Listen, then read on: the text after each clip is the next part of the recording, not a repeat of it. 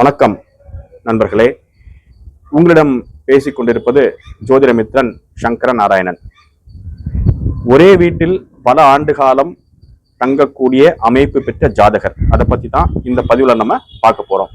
அதாவது நம்ம நடைமுறை வாழ்க்கையில பார்த்துருப்போம், ஒரு சில பேர் ஒரே வீட்டுல பல வருஷமா இருப்பாங்க, வாடகை வீட்டுல தங்குறதுனாலும் அதே வீட்டுல பல ஆண்டு காலம் தங்கி இருப்பாங்க. இதை ஜாதகம் மூலமா கண்டுபிடிக்க முடியுமானா கண்டிப்பாக கண்டுபிடிக்க முடியும்.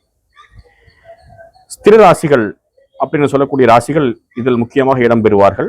மேலும் 4ஆம் பாவம் லக்னாதிபதி இதில் இடம்பெறுவார்கள். ஸ்திர ராசின்னா ரிஷபம், விருச்சிகம், சிம்மம், கும்பம், இதுதான் ஸ்திர ராசிகள்.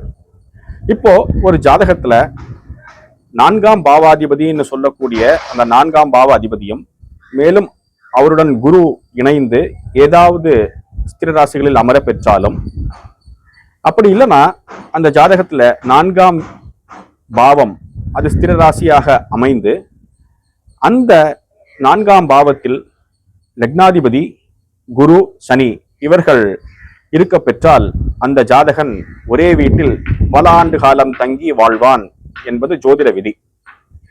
இந்த பதிவு உங்களுக்கு பிடிச்சிருந்ததுன்னா லைக் பண்ணுங்க. என்னை பின்தொடர்ந்து வருவதற்கு இந்த சேனலை சப்ஸ்கிரைப் பண்ணுங்க. மீண்டும் அடுத்த பதிவில் உங்களை சந்திக்கிறேன். நன்றி, வணக்கம்.